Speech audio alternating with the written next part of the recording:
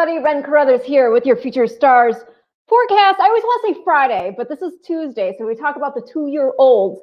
And we had some international action this past weekend. Really, really important stuff that you should get your, attention on. And who better to talk international racing with me in light also of these being juveniles too, because this person also loves Pedigree like I do. And I'm talking about international racing expert, Michael Adolphson. Hey. Hi, how are you?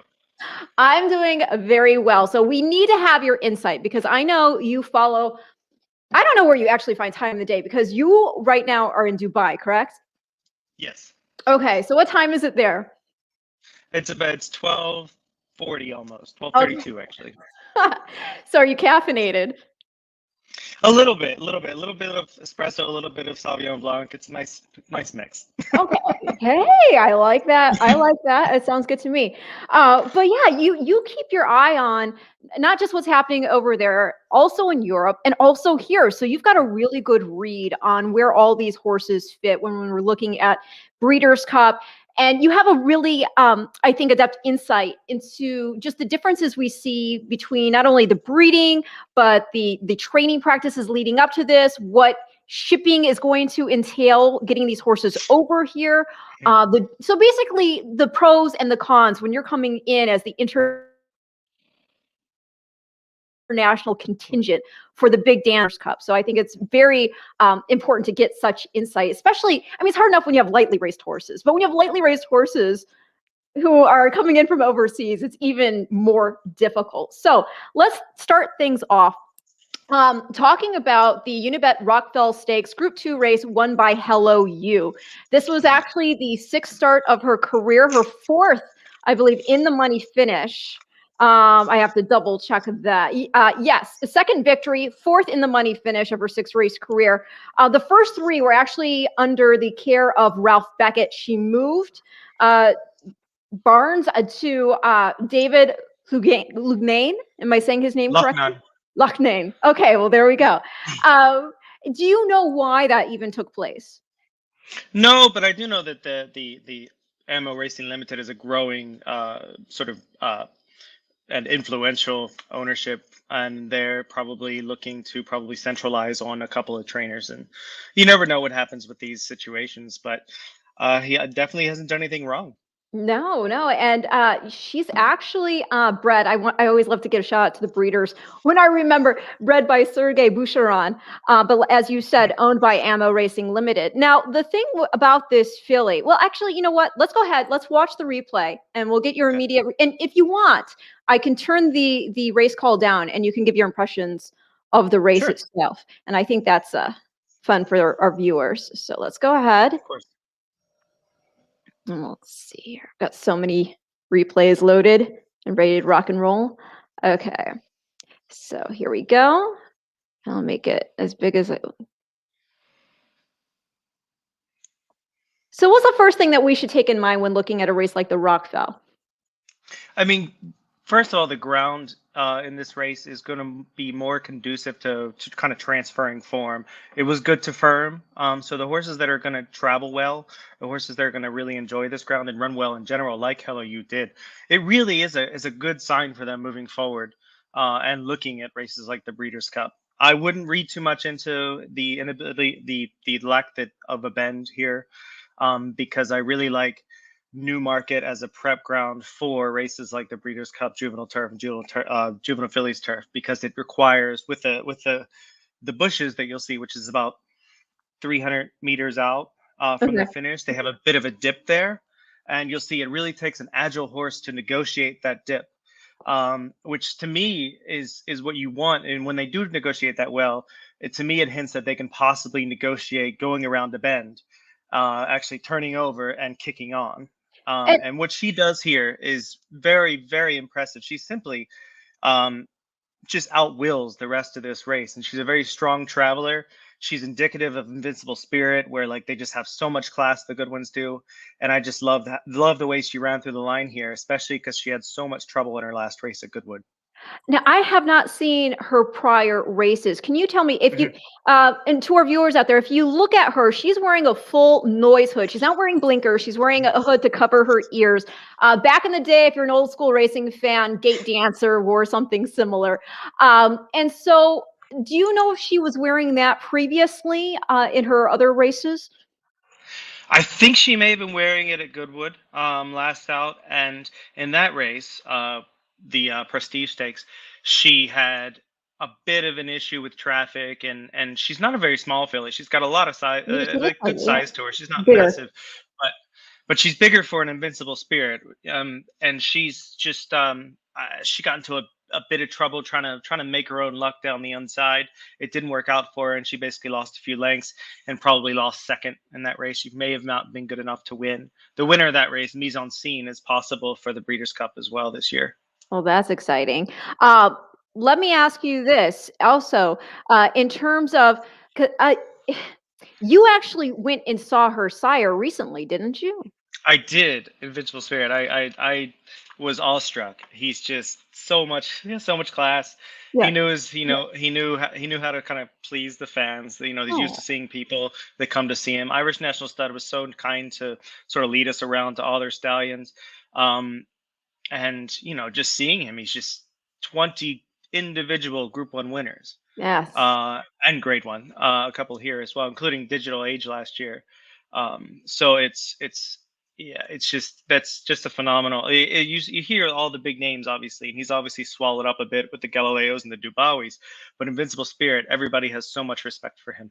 And we're really seeing that sire line because not only has he had such tremendous success at stud, but his three-quarter brother Kodiak, whose name's going to come up as we talk about some of these other horses, having tremendous success as well. Not just as a sire, but also a sire of a sire, and we'll talk about that when we get to Perfect Power. But back to this filly, the other thing I found so well, just to give you all the stats out there. By the way, the official length or margin of victory, a length and a half, stopped the clock in 123 and 12/100ths.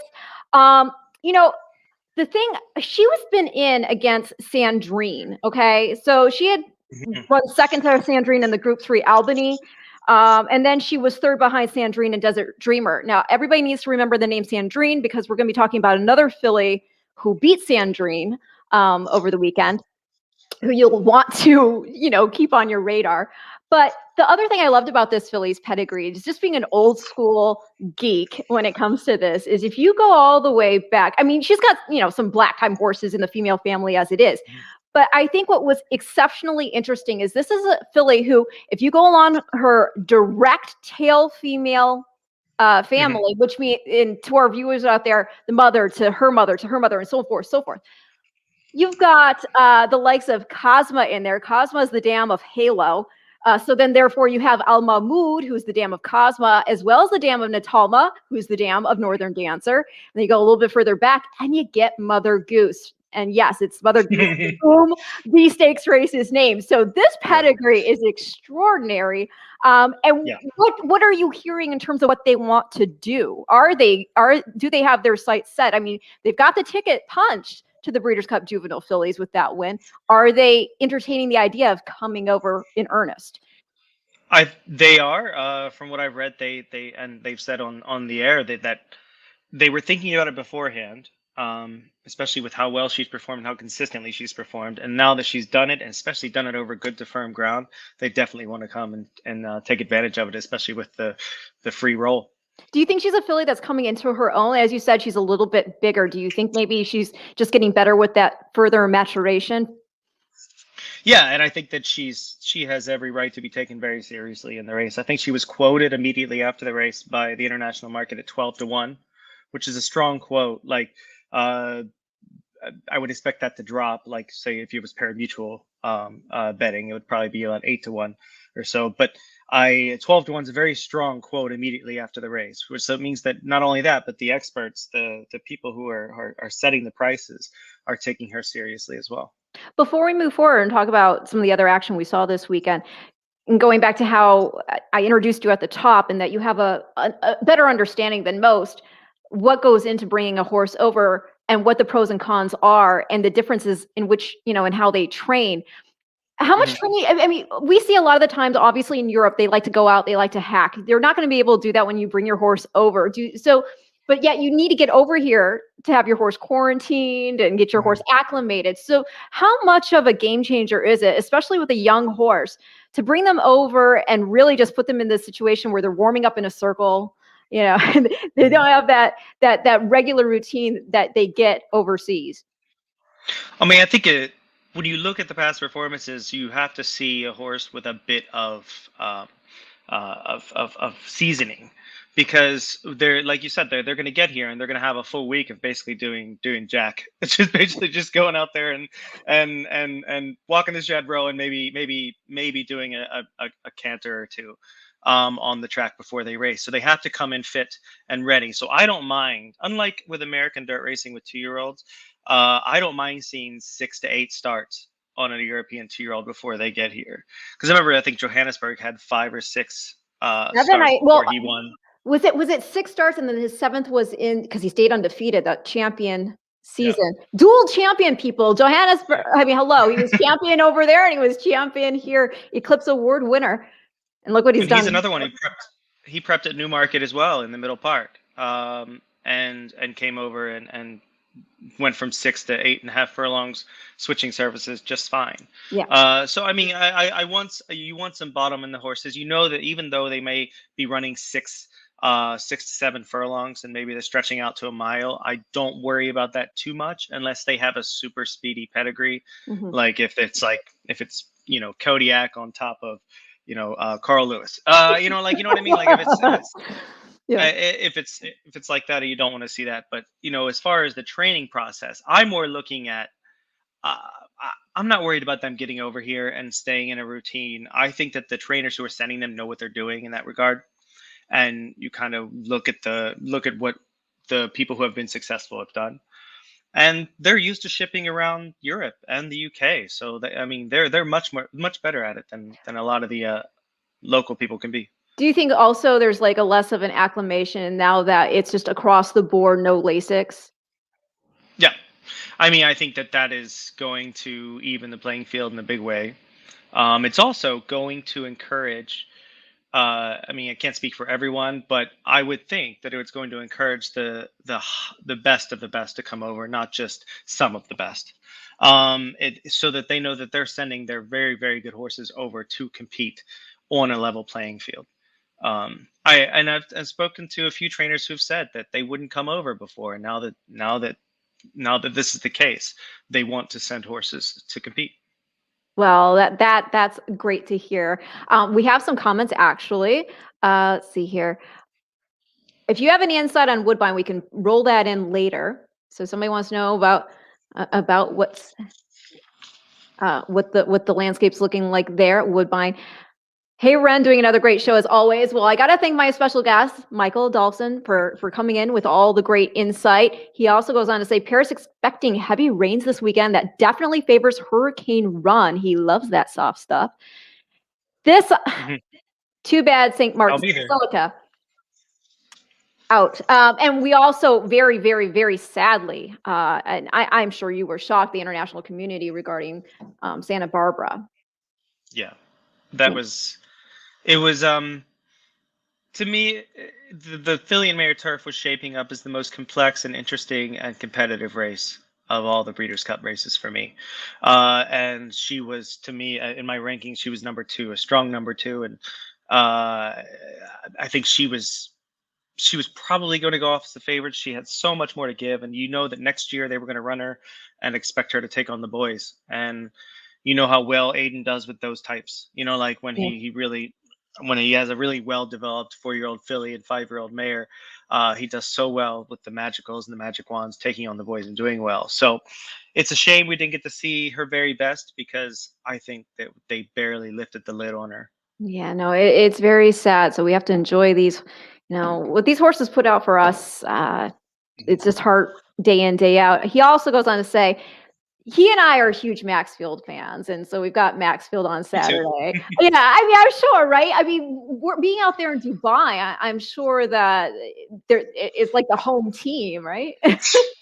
Yeah, I mean, everybody is concerned about how all of the sort of Mach Tomb horses are doing. Oh my gosh, Um, it's insane. You may know this, and I'm sorry to like ask you a question just like out of the blue. So if you do not no know problem. with 100% certainty, do not sweat it out.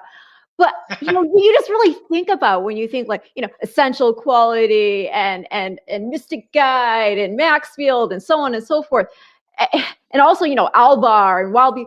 Is this like the best roster of horses in a single year that we've seen from Godolphin? Worldwide, probably. I would say just the breadth of it. Yeah. I mean, I don't know if anybody's to. I mean, I know for certain nobody's to the Dubai Millennium level, or even like the Daylami level. They're still on their way up there. I mean, you never know what Adiyar or Hurricane Lane will do this week.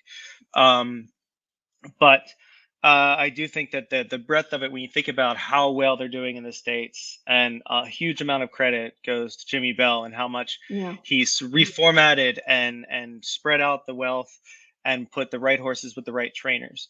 And they've just reaped the benefits of that by, especially bringing on people like really amazing trainers like Mike Stidham and Brendan Walsh to take great care of their horses, and Brad Cox as well. So it's really great to see that, because you kind of, even though it's a lot of it can seem a little bit redundant, a lot of the same sometimes, but for me, I kind of separate it, and sometimes I cheer for the Godolphins and the different trainers when they're taking on each other, and I honestly, I'm a huge fan of Maxfield, and if he's taking on an unnamed other Godolphin horse in the Classic, I'm pretty sure I'm going to cheer for Maxfield. He's such a gorgeous horse too. I mean, Maxfield's one of those horses who he's a plain brown wrapper, but dear goodness, is he extraordinary as a specimen. And with that pedigree he has, it's very exciting to think what he will do when he does eventually go to stud. But I mean, yeah, we just mentioned, horses, these 2-year-olds that come in with seasoning. I think that's why we saw Albar, go in and do his thing in the summer stakes. And then Wild Beauty also, I mean, my goodness, I know I talked about this a lot last week, but she was just ping-ponged out of the gate in the Natalma Stakes. And not only did she recover from that to win, but she won by open lengths. So just the quality and that experience that they're coming in with, you didn't really see that in the PPs of the other horses. We tried to beat them because we know the price is like, but it was futile. The scary part is that those are certainly second and third string Charlie Appleby's. Albar and Wild Beauty. I'd say Wild Beauty's probably second string, and Albar's maybe third string. Because his males are very, very deep right now. And just to touch back on Maxfield, and I mean, I have no idea if there's any truth to this, but I did notice the quality of Street Sense after the depth of Street Cry. I feel like you've noticed that you're seeing a lot more now. High. He was very good before, but high quality horses for Street Sense, and I think it's because possibly he's getting the mares that would have gone Street Cry would have had. That makes sense. Yes. And the fruit is plentiful. I mean, they are doing extremely well, and the promise that and the brilliance that he showed, we're starting to really see it. In his offspring. And the thing is you can really see the influence of Street Sense in just Maxfield's aesthetic look, as well as the Bernardini. It's like you can see glimmers of both, depending on what you're looking for in the horse. And I think, with Bernardini, I mean, it's so sad that we lost him, because what he's doing as a broodmare sire is incredible, and his daughters are being greatly sought after. Hold on one moment. Hi, what do you guys think about the Euro sweeping all the Breeders' Cup turf races this year, except the sprint? They sure hold strong hands. What do you think? I mean, I think they could also win the sprint, the turf sprint. I mean, it's possible. Well, what about Her World? Where does Her World fit? Because that was like Her World came out on debut and like crushed the boys in the Tyro Stakes there at Monmouth Park for Wesley Ward, and she's a daughter of Caravaggio. We're going to talk about another daughter of Caravaggio coming up. And that horse, oh my gosh! I mean, I said this before his foal started running. He is absolutely a glorious specimen to look at. He really looks like a Pegasus without wings. Caravaggio had tremendous talent. His babies are just firing. I feel like every day I go on Twitter and I see Coolmore putting up another 2-year-old winner for Caravaggio. But that filly, I mean, she really was very impressive in her debut. So, but like we're talking about, she does not have anywhere near the seasoning of some of these other horses that are, come November 5th. And she's tricky though, because she doesn't have seasoning, but she started really early. She was actually the first winner. Tenebrism was the first winner for Caravaggio in April. So she actually, she got taking it back to her. She actually had all this time off and then came back. You know and won why? a Group 1 the other day. I know she had niggly injuries that basically knocked her out over and over and over.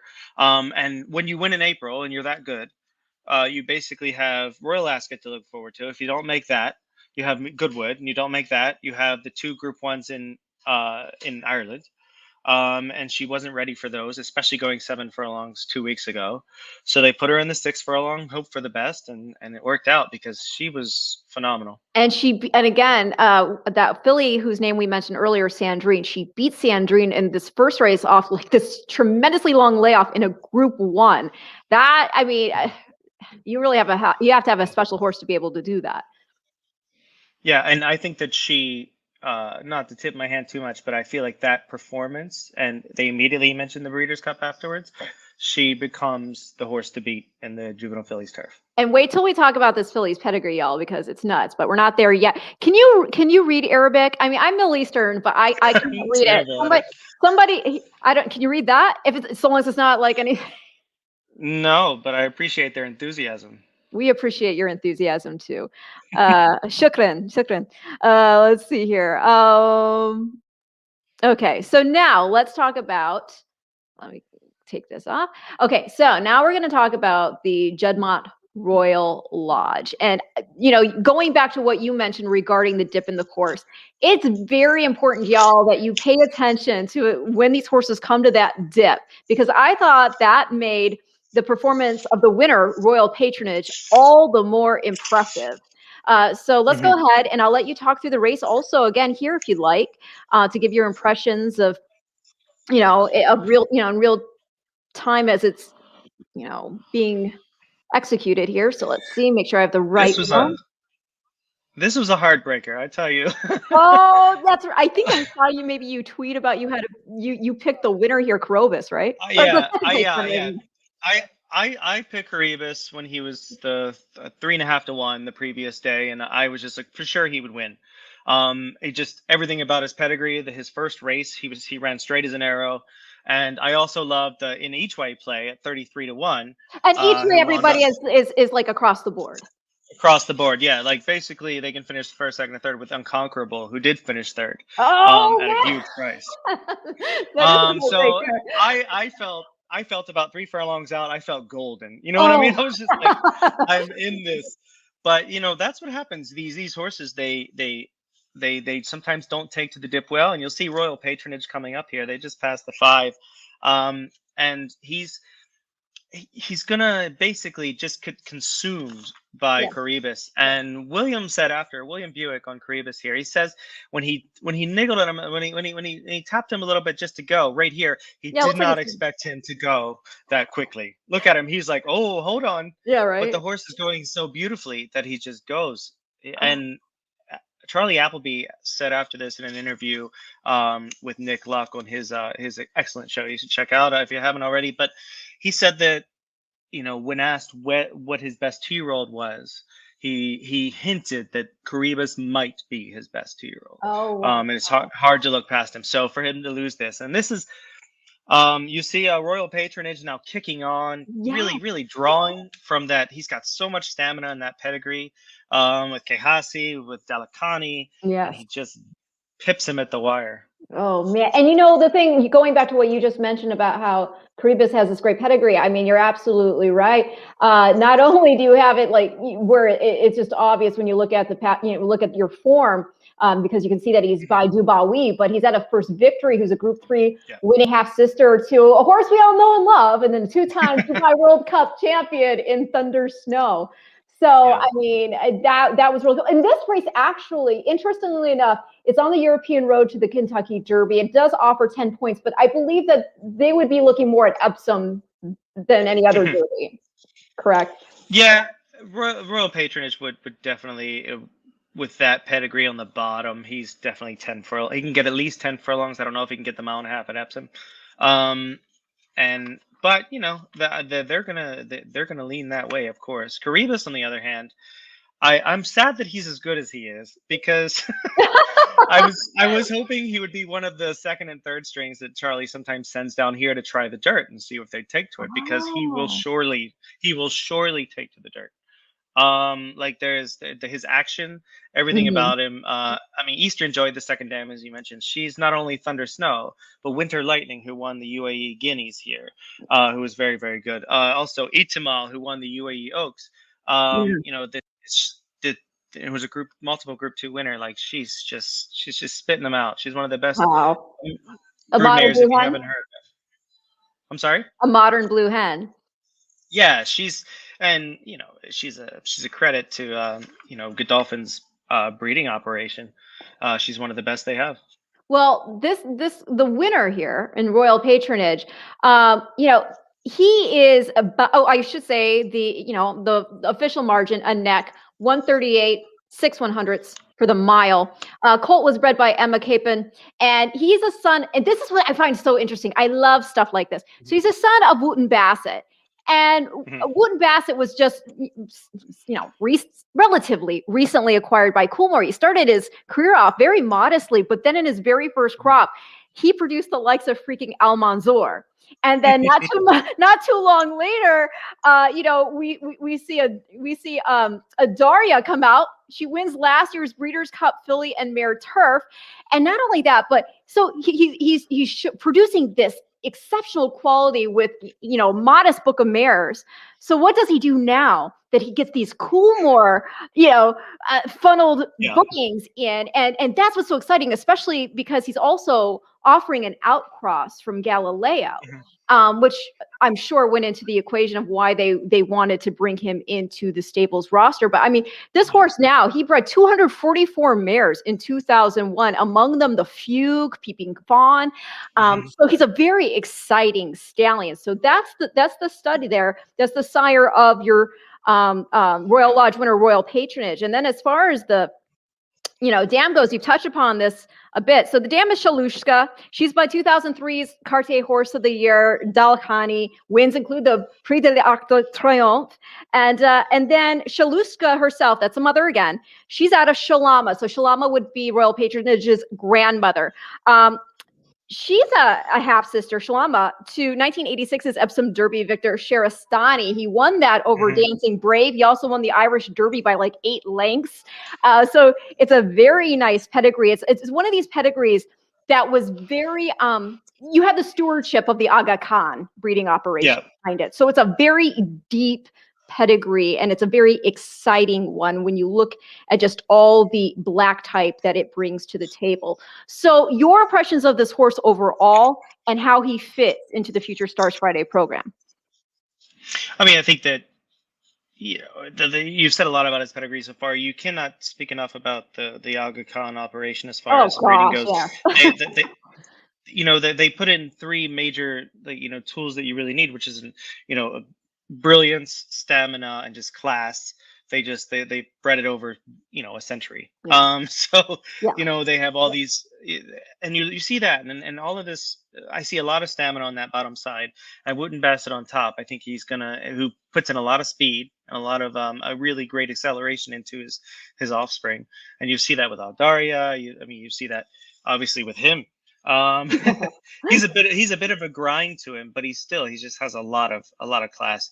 I think that he will, and within the Mark Johnston operation, he's definitely going to race. Mark Johnston's not afraid to race his horses, and I think he's gonna put him in possibly everything he can. I don't know if he will come to the Breeders' Cup. I honestly, I would have doubts, but I would love to see it. I think it would be great. But I could see him maybe going to Royal Post, the Racing Post Trophy. I forget the new name of it, but it's the last 2-year-old Group 1 in the UK. Yeah, I mean, I would just like to see it because the other thing I should mention, going back to, Wootton Bassett, I like introducing these horses back to the U.S. audiences. And so that's another reason why I like to see ambassadors representing here in the United States. And, to bring it a little bit even more home with Wootton Bassett, yes, he was an undefeated 2-year-old in France, but he does have some U.S. connections because, I mean, you go into that female family of Wootton Bassett himself, and it includes like Key to the Mint. We all know Key to the Mint over here. And it includes Fort Marcy. So it's a very nice pedigree that you already had. And it's very, again, exciting to see what's going to happen with this outcrossing that he's going to offer Galileo line mare sellers, well line mares. We got more comments here. Let's see here. Admittedly, Appleby coming to Breeders' Cup loaded. Do you think the O'Brien horses might get overlooked? I think a couple might. Let's say perhaps if Love goes in the filly, well, in the filly mare turf, she won't get overlooked. But say she goes in the turf, she could be overlooked as a pace factor, especially with the short stretch at Del Mar. And I also think that she's coming into her best form right now. Hopefully, I obviously optimistic because I love the filly and I'm biased. But I think that she could be one to look at. People might not take Tenebrism as seriously off that win. I don't know. When we watch this replay, I think you better. I mean, I do think O'Brien, when you can find a price on O'Brien, especially in the Breeders' Cup, find it with especially at tracks like Del Mar with a good post, and a good rider, who perhaps has won at the course, if they're from Europe, or if they've, especially if he puts Frankie on a couple of his horses, which he has this year in his big races. To touch, yeah, go ahead. Touch back quickly on Wootton Bassett. I always, when he started to take off, it reminded me so much. He's not related to him, I don't think, in any way, now that I'm looking at it. But he reminds me kind of the parallels between More Than Ready in the States and Wootton Bassett they're both they're very, very dark brown.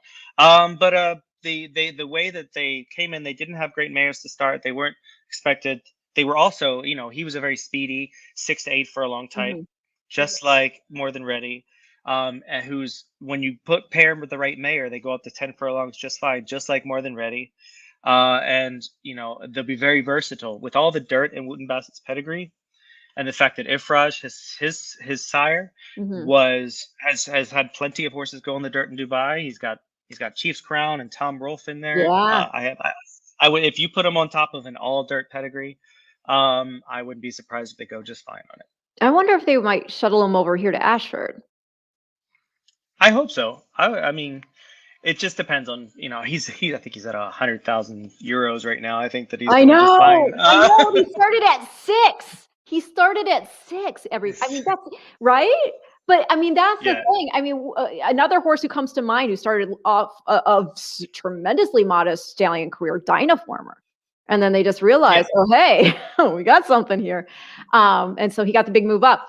Crispified Dreams, 86 BC turf that's Manila. Stellar. Just watched the replay the other day. Let's see here. A lot of people still believe that Manila is the best American turf horse of the modern era. I remember being I was a little kid when he ran. And I still remember, because when you're a little kid, you're not thinking like Manila geographically. You're thinking, oh, Manila envelope. Yeah. I mean, the story of that race wasn't that. That was the Dancing Brave didn't fire. And Dancing Brave would have, on form, should have won the race by about 7 lengths. So, but Theatrical also got beat that day. Theatrical. He came back to win it the next year in 87. If my brain serves me right, it's been a long day. So he knows right here. Chris, the 86 one was exactly that. Manila, the way he won. And I saw Manila blow away Theatrical at Arlington the next year on horrendous turf. Was pouring that whole weekend. And he also goes on to say, no doubt in my mind, he would have had the 87 Breeders' Cup turf too, had he not. Aha, yes, Theatrical nosing out Trumpolino. Yeah. Okay, my brain does still work. Okay, good. So, but, turning our attention back to the new faces on the scene. And part of what's so fun also, and this is what I'm noticing, a lot of the horses that we see over there, I think this is from 2020, the 2-year-old crop, whether it was the crop on dirt or the turf horses, we're really seeing them just continue to blossom here and overseas, and it's really nice. I mean, just alone, going from the TVG juvenile, right? Essential quality. We just saw Hot Rod Charlie take down a grade 1 there in the Penn Derby, which should have maybe been a second one, but we know what happened. So, quick question, just out of, obviously we here didn't, I think we're pretty much in concert in that what happened in the Penn Derby did not cost Midnight Bourbon a placing, so there's no reason to take the horse down. We see a lot of bumping and moving, in the Euro races. They have different rules regarding how they basically handle that in the steward's room.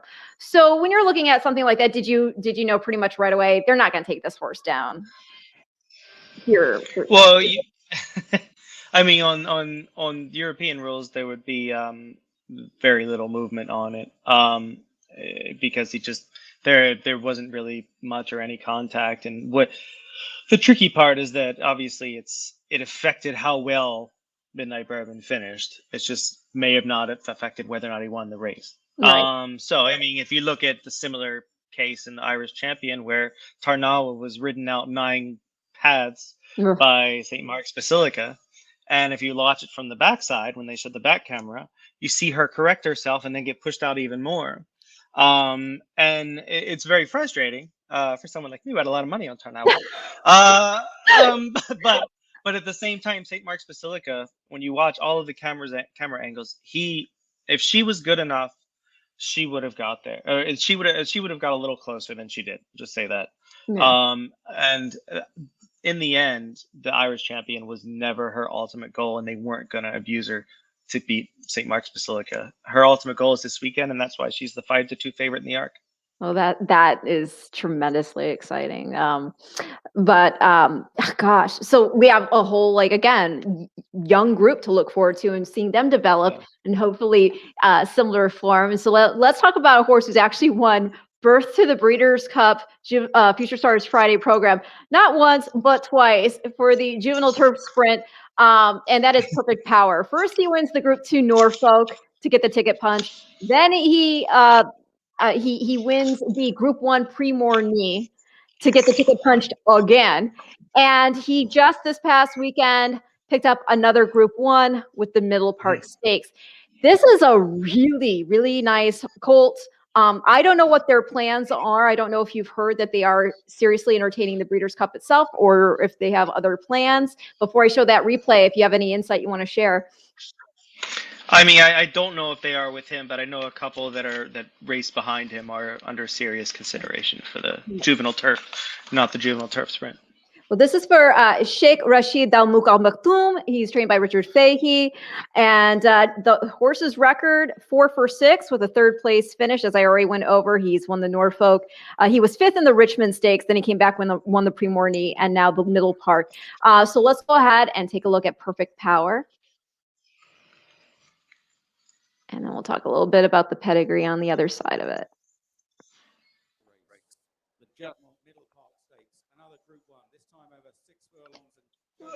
What's the key thing to watch here, actually, and Christophe Soumillon touched on this, is that if you look at Perfect Power, he's in the yellow silks, about 3rd last right now. He's not traveling well at all. He's off his feet a bit. Christophe physically, looks a little worried on him. And what Christophe does and why he's one of the best in the world, if not the best, is he just kind of nurses him back, gets his confidence back, gets him into a rhythm. And then when he really asks him, he's already got his air back, he's got him ready. He goes into the dip hard and he kicks on nicely. And he also keeps him in the clear so he doesn't have anything in his path, because Christophe can tell at this point this race is going to bunch up. Yeah. Yeah, I mean, and here he goes. And here he goes. He's following. It looks like asymmetric on the out. And then he dips outside, and he's just so good. Castle Star, who finishes 2nd, in the Craig Bernick's colors. Yes. Runs really, really well here to finish second, but I'm not sure he was going to win. That horse, just the way he put those ears back, you could tell he really wanted it. He really wanted it. And in all of his wins, his major wins this year, Royal Ascot at Deauville, he really has been very, very impressive. To me, I'm not sure if he's going to be able to stretch out to a mile. I think that they're better off probably just, I mean, I'm probably wrong and he wins the Guineas.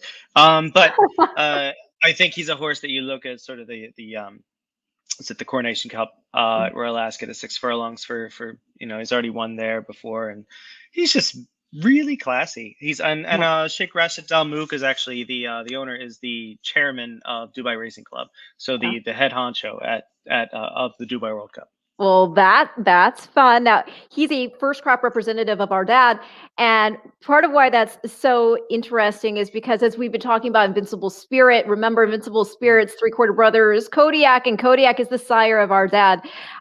So you've got this really great line through Kodiak. I mean, Kodiak got that Danehill line. We always love that.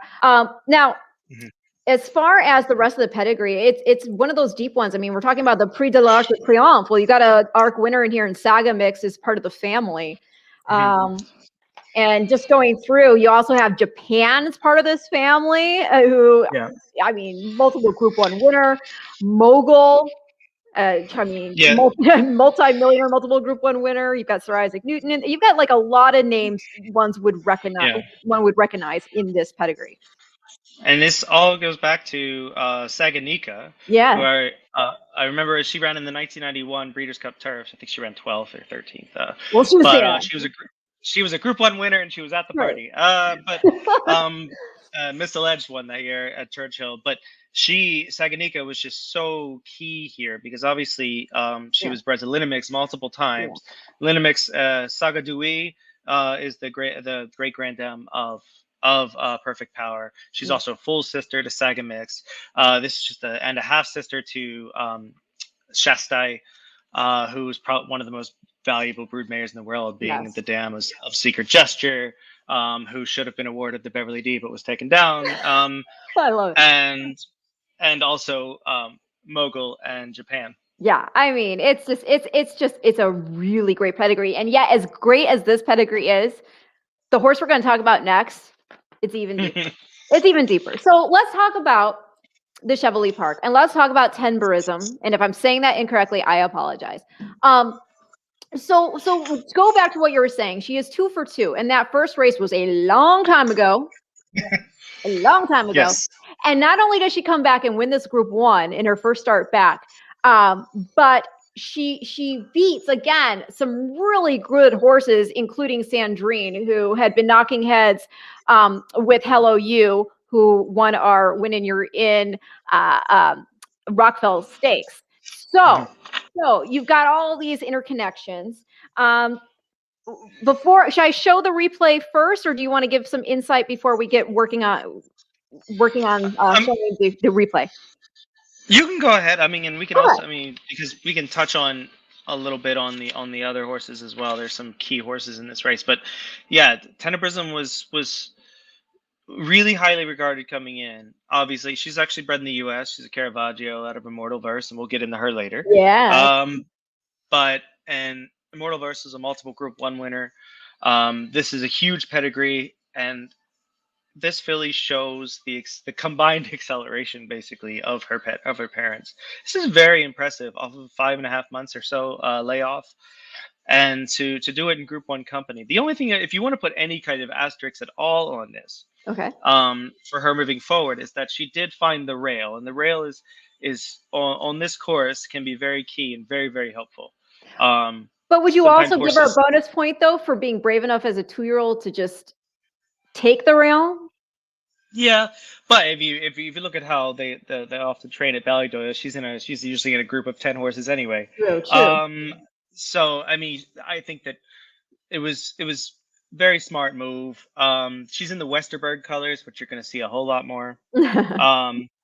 And she's she's just going to be very, very, very tough to beat in the Breeders' Cup if she does this run again. Here she finds the rail, and they're going through the dip, and she's traveling phenomenally right now. And then she finds another gear, and to me, this is just beyond impressive. Sandrine runs third in the Shadow Roll. She runs her typical great race. I mean, this is one of the perhaps the most impressive 2-year-old filly race I've seen this year anywhere. Yeah, and you mentioned that shifting of gear. It looked like right when she switched leads there, which obviously a little bit different in the way they're running there versus when they come here. But like she picks up even further. And again, this is just her second start of her entire career. Yuri mentioned Westerberg as part of the ownership group, along with Coolmore, Maribel Stables, Orbadale, Chelston, and Wynett, trained by AOB. And we had Ryan Moore up. So yeah, lifetime record for 2 for 2. And here's something I would say. Like, I like looking at everything in terms of breeding theory and whatever. And I'm not saying that there's no validity to it. So I'm not trying to denigrate anybody's system or however they do it. But I will say this says a C, Nick. Okay. I don't personally ascribe to like hard fast nicking because there's obviously so much beyond the pedigree that you look at. And also with Caravaggio being a freshman sire, it's hard to qualify, right? So and he's just like, I mean, again, as we mentioned before, it seems like every day you're looking and you're seeing another Caravaggio winner. And this is, again, obviously his first crop. This filly, as far as this pedigree goes, and this is going back to talking about, I mean, gosh, I think that, let me just double check on something before I make noise on that. But Hello You is herself out of a Pivotal mare. And Pivotal, like we've been talking about Bernardini, Pivotal, not only was he a great sire, but Pivotal, as a broodmare sire, I mean, he's represented by the likes of Cracksman and Golden Horde and Love. Yeah. Fairyland, by the way, Fairyland herself, going back to Hello You and that cross kind of working, not only was she out of a Pivotal mare, but she was a daughter of Kodiak. So here we have Tenebrism by Caravaggio, and she's out of a Pivotal mare in Immortal Verse. And you were going over the fact that Immortal Verse, multiple Group 1 winner. One of those Group 1 wins I want to show right now because I think it takes us back to just showing what type of class this mare had. And y'all will recognize who she beats in here. Trust me. So I'll leave the volume of it. Oh yeah, go ahead. You can say. What I think is interesting about these pedigrees, especially when it comes to ground, is how diverse they are. Both Hello You and Tenebrism. Yeah. You have Caravaggio. Caravaggio loved fast ground, but Pivotal is notorious for loving softer ground. And that's Tenebrism. Hello You is Invincible Spirit, who usually loves fast ground on top of a Pivotal mare. So they both can handle and have performed well on any ground. So anything that happens, it's not like a rainstorm's going to happen at Del Mar. Right. But who knows? I mean, things have been crazy for like almost 2 years now. So who knows? Maybe a rainstorm at Del Mar will happen too. Yeah. Oh my gosh. So you watch this back, right? It's like. And she's third to last, I believe, right now. And you'll see a move very similar to what we just saw from Tenebrism, up the inside and then drifting out. And she's just very impressive. And if you're just tuning in, we are looking at a replay of the 2011 Jacques Lemoreau, and we're watching Immortal Verse, the dam of Tenebrism, who just won the Chevrolet Park. We're watching her mom here beat somebody very, very, very interesting. Here she goes. And he's just about to ask her. It's Gerald Mosse, I believe, is on her. Yeah. And he just asked her, and there she goes. Yeah, she's like, see you. Bye. Yeah. She's like, I'm drifting out 6 lanes, but I'm already ahead of you. It doesn't matter. Goldikova. There you go. Goldikova. Mighty Mouse. Yeah, this is a very, very impressive run. Suppressa, who's a very good filly, finished third in there, and Planteur, who I think didn't he go on to run in the Breeders' Cup Yes, Classic or something. He yes, did. yes. Cityscape was in there. He won the Dubai Turf. So yeah, it was a top class race. Yeah, for sure. And this is part of why I love doing this show, is because for so long we look at these 2-year-olds and people are just like, okay, well, I know who the trainer is, I know who's riding this horse, I don't know anything about this horse, so I'll just go with connections. It's a blank space race, and or a lightly raced horse. But I look at these horses and I see history, because one of the things I cannot stress enough to people is that the thoroughbred breed has been an, a matter of stewardship over hundreds and hundreds and of years to bring out the best qualities that would produce athletes at the top level. And when you see horses, every horse in a race has this backstory, has this lineage, has this tree going back. I think that's part of the reason why I've always loved the branding of Godolphin, for the stallions, the Godolphin and Darley, and although we need the Byerly Turk in there somewhere, but but I love that nod to history, and this idea that every horse you see on track is the product of just generational care. And when you see a horse like this in particular, where you're out of a multiple Group 1 winner, and then you can see her go on to become a Group 1 winner herself, it just feels very rewarding, even if I don't get a piece of the paycheck. Yeah, and they've just, there's just so much blood, sweat, and tears, and especially money going into it, that you just want to see them.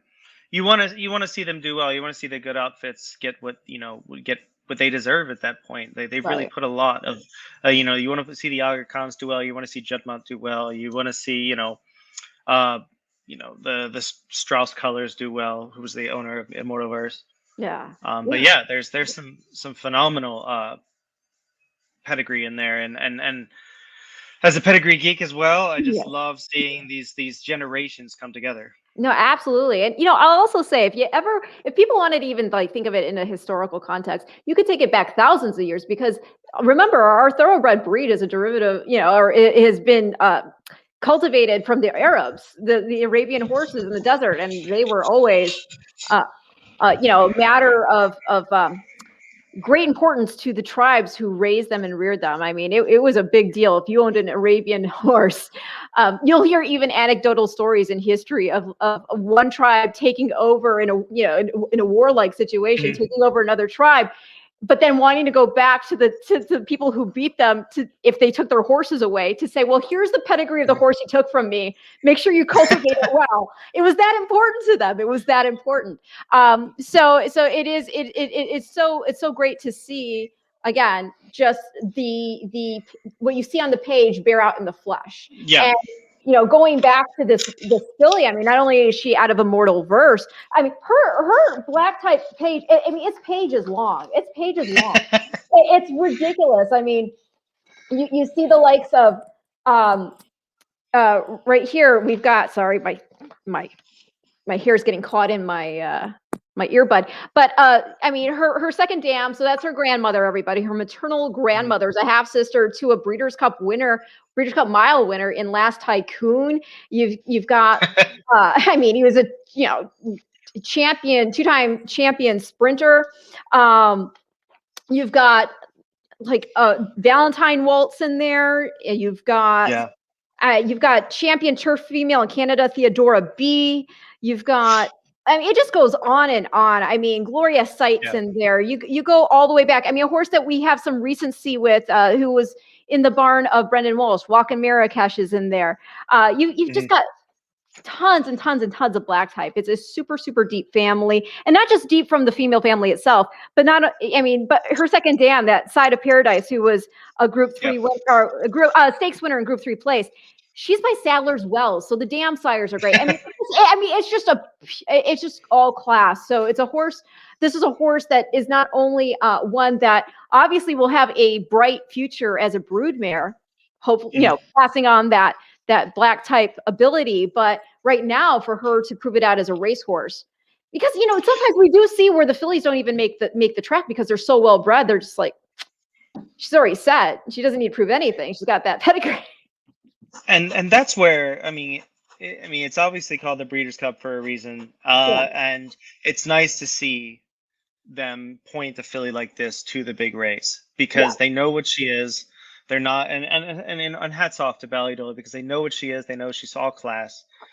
She has this phenomenal pedigree, and she's sort of a torch for generations of immense breeding, and that's what you're going to see. You're going to see these operations so that keep supporting the Breeders' Cup, and they always have, like operations like Juddmonte, like the Niarchos family, who hopefully will run discoveries in the juvenile fillies turf against her. Jessica Harrington. So she's dangerous always. Every race, Jessica Harrington. That was the only race all day. I was lucky enough to go to the Irish Champions and weekend, and Saturday the Curra was not kind to me except for discoveries. I got her at 9-1. She saved my day. Wow, nice. Okay, well there you go. Sometimes it only takes one horse, right? So yes, to bring you back into the black. Yeah, right. Oh my gosh. Okay. Somebody's mentioning one of my all-time favorite horses who I think never gets enough respect. This horse doesn't. Yeah. I feel like, don't you feel that too? Don't you feel that's a horse? He kind of gets overlooked. I mean, we're talking about a horse. He set records. It didn't matter what the surface was. He was just incredible round table. I love him. And it was the age of it was the handicap age when carrying weight was they didn't love it, but they saw it as a sort of privilege to be revered that well. Yeah. To carry it and still win.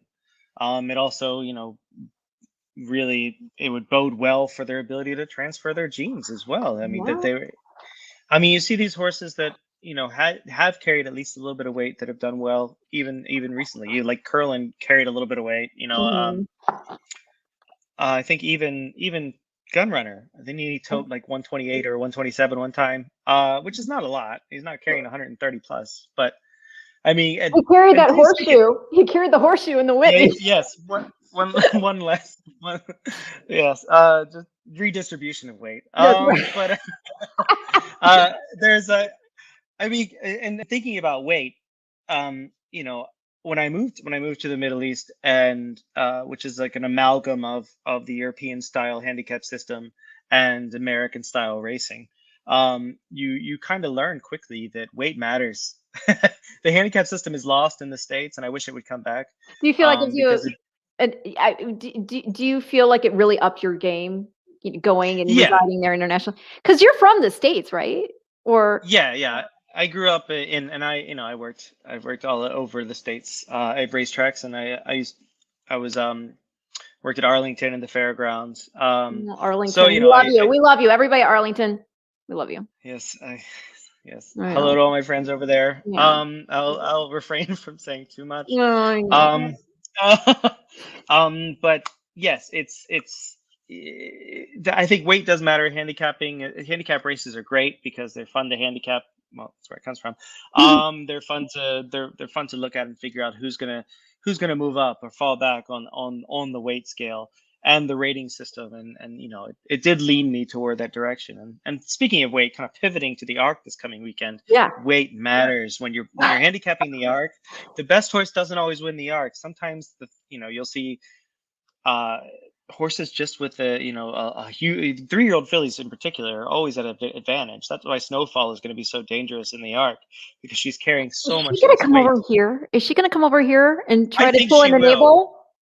I have her in number 1 in my top 12 that I post on the Twitter sphere. She would be my number 1. Yeah, I think she's the horse to beat in the Breeders' Cup turf if she goes, because she has tactical. So she would try the boys. She go against the boys. Yeah, I mean, she's going against the boys this Sunday, right? And they just announced that she's going to be bred to St. Mark's Basilica. So I'm guessing that perhaps maybe she may or may not go to stud next year. They didn't say when. I mean, but they, that maybe tips their hand to that. So I wouldn't be surprised if they took it easy on her through the Prix Vermeil. they're gonna, hope to win the ARC and then go, 5 weeks down to the Breeders' Cup Turf. I really would have. It would just make sense. Yeah, I mean, obviously, I'm not going to say anything that isn't the general popular opinion, but it would have been so great to see a naval take that arc again and get that fairy tale. But I will say one of the coolest moments I've had attending a Breeders' Cup was after she won. I was standing there at the winner's circle, and she walked out. And I say this every time. I've told this story. I'm sorry I'm repeating it. So if you've all heard it, sorry. I'm going to do it anyway. She was walking out. I swear she caught my eye. She did. And I got chills as she walked. Because I had just watched her, after she'd won, come back with Frankie. And the crowd had, given this big ovation for her. So to see her go from that, get her picture taken, and then walk out with her champion blinking on, and the ear just like turned, and her eye, and I was like, that horse just looked right at me. I was blessed enough to see her, I think 5 times race, and she I don't know, it's cliche. People say a horse has presence. Oh, they have such great presence. I was like, you know what? Santa Claus has presence. But but I will tell you that mare, she just oozed it. Like, she was scary, like in your face, extremely confident, and you just saw it. She was a different creature than everything else around her. And it was really nice to see that. I think it was just a blessing she was to the sport. I mean, she may not have been the best I've ever seen, but she was definitely the most captivating. Who's the best you've ever seen? Oh gosh. Let's see. That's difficult. I mean, there have been races that have been. Do you have a heart horse? Unbelievable. I mean, when I was a kid, Ali Sheba was the first. Oh yeah. I was only 5 years old in '87, and it just that's the horse that dragged me into racing, and then Easy Goer after that, growing up as an East Coast kid, and I was a huge Ali Dar fan until his demise, and then as a stallion rather, and then that kind of led me into pedigrees and why I loved pedigrees. But I would say the best. One of the best performance I've ever seen was Arrogate in the World Cup. It wasn't that stunning. I don't know. It was my first time in Dubai. I just couldn't believe it. Things don't happen like that, and to beat a horse, to make Gunrunner, to go by Gunrunner like he did, and know how good Gunrunner was.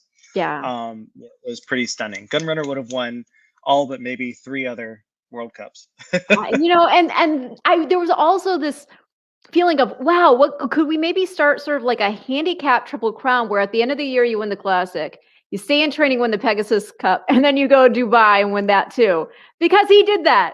I mean, what a 3 race sequence with that, and I mean, and forget what he also did in the Travers. I mean, unbelievable. And so it's so sad. My heart still goes out to the team there at Jedline. It's not easy losing a horse like that, but thank goodness we got some foals before we unfortunately lost him to carry on that legacy. So it'll be very, very interesting to see them develop. I mean, he was such a big horse himself. So if these horses don't come out necessarily at 2 right away, I still wouldn't count them out to see what they do at 3. Now, turning that attention back to young horses, you did turn my attention. I don't have any notes on this horse, so you're going to talk about him altogether. We're talking about a horse who just got the maiden broke for gosh, one of the best in the biz, Mr. Gosden. I actually fangirled a couple of years ago. I saw him in the Dan Morgan. He was doing some like live shot of me in the I don't know, like a hello, because he was doing a scene setter, streaming on Periscope at Del Mar. And I was talking to him. I'm like, oh my gosh, Gosden's over there. And so I just, I mean, right? It's yeah. So here's this horse you got me to take a look at, and it's just the little replay that we have here on the Twitter, the Racing TV Twitter. But this horse Spin Around by a horse we've been talking about in Kodiak, again, the three-quarter brother to Invincible Spirit, as well as the sire of Perfect Power sire in our dad. So let's see here. And this is Saiz who hails colors, who's had so many good horses in the past. Spin Around, he's a Kodiak. He's had a Spinamis. You might remember her. She was a graded stakes filly for Todd Fletcher on the grass. Just a very, very not workmanlike. I think it's very professional graduation here. And what's more impressive about it, even though it was a short field, is that Al Jadaf, who was second here, is a really well-bred Shamardal out of Dubai Sunrise. So he's a half DXB, and his dam is a full sister to Dubai Millennium. So there you go. So I mean, it's Al Jadaf is really well intended and was the big favorite in this race, and Spin Around just served it to him. And I think that even though it was a short field, you look at him and they went slow early and finished up quickly, but I don't mind that. I think this is a horse that you need to watch, especially under Gosden's care. Well, you heard that from Michael. Now, another horse you turned me on to, and after I went through this horse's notes, I was just like, oh my gosh, how can I not be a fan of this horse in a major way? And that is a horse who is 2 for 2, and his name, Dakota Gold. Won the Now Stakes at Monmouth Park for Danny Gargan and Reed Thoroughbred. You had Isaac Castillo aboard. This horse, actually, let's show the replay, and then I'll tell you why I'm so excited and happy that you told me about him. So, okay, this was at Monmouth Park back on the 26th. The Now Stakes, the second start of his career. He actually won his maiden, I believe, at Saratoga. See?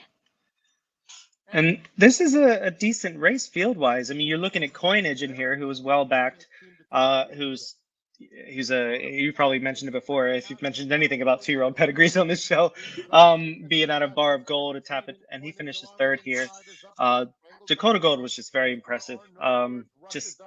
He took to the good ground, had a little bit of cut in it just fine. And he's bred up and down for the grass, and that's why Gargan wanted to get him on there. Yeah. And just one of the things everybody should also take note of too is if a horse really runs well here at Monmouth, well within themselves, I think you give them extra points for professionalism and maturity, because we know that the rules there at Monmouth have definitely changed and are much different from other tracks. So I would give bonus points to any young horse who really, again, shows want and puts in a performance well within themselves. Yeah. And in this race, also keep an eye on the two there, Royal Spirit. Don't forget about him, which is funny because he's out of Don't Forget About Me.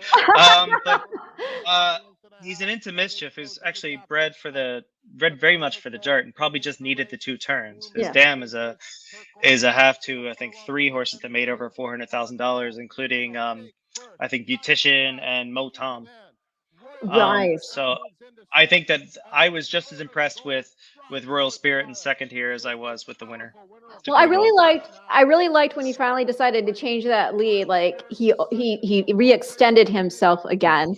And to talk about, oh, pretty boy. Now, he really, okay, so he's by Freud. Freud, do not forget, everybody, Freud is a full brother to Giant's Causeway. Full brother. And I think this horse, to me, looks a lot like Giant's Causeway, personally. Now, the other thing about this horse that I'll get to talking about why I really like him beyond, because I'm the type, I'm not gonna lie. I get sentimental about horses. When there's a connection that I can find that I relate to that is beyond what you see there in the past performances, I can't help but be a fan. Now, in this case, I have multiple things, and to just go over the first one, which is the petty one, not petty, but it's the silly one. He was born on my birthday. He was born April 12th, so I do dig that. So I dig that. But going even further, so let's talk a little bit about the pedigree of this horse. So we already went over Freud Freud, full brother to Giant's Causeway. That's dad. Mom is Dakota Kid by Lemon Drop Kid. She's a half sister to millionaire Dakota Phone, who won the 2010 Breeders' Cup Dirt Mile. You take it further back. I like that the second dam is by a Breeders' Cup Mile winner in Spinning World. And Spinning World, we know that female family of Spinning World is one of the most prolific. Oh my gosh. I mean, just to talk about some recency of a horse going to stud here in the States, War of Wills from that family. But it's a prolific family. So the second dam by Spinning World. The fourth dam, and this is what pulls it to me. The fourth dam, which is his great-great-grandmother, she's a half to a horse that my family owned. And his name was Seacourt. And he was a son of Secretariat. And we actually had him. He was a stallion. We kind of rescued him. But he was one of the most well-bred horses, being by Secretariat and hailing from this family, because it's a very prolific one.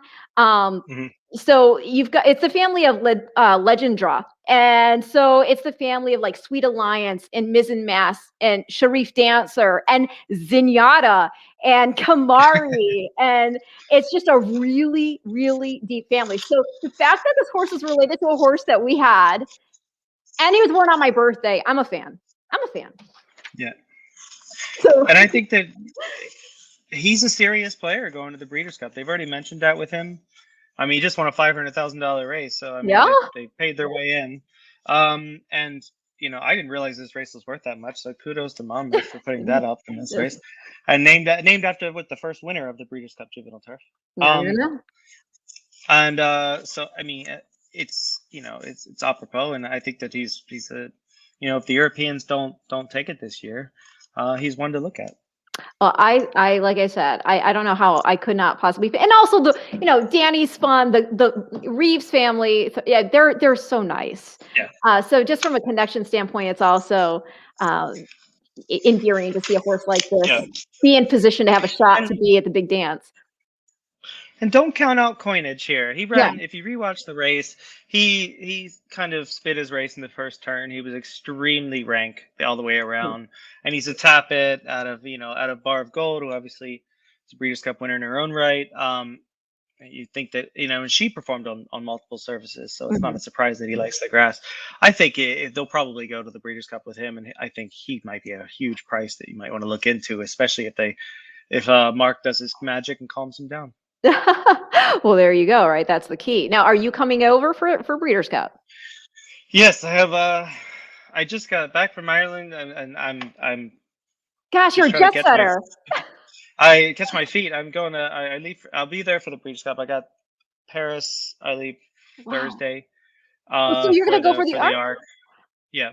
Nice. And then for the British Champions, I might just go for fun. I might cover it a bit. But there's no win in your ends. But I've been lucky enough to help out the social media team with the Breeders' Cup and do some of their, paddock videos on socials. So when you see those at the Win in Your Ends in Europe, that's usually me doing them, and it's a lot of fun.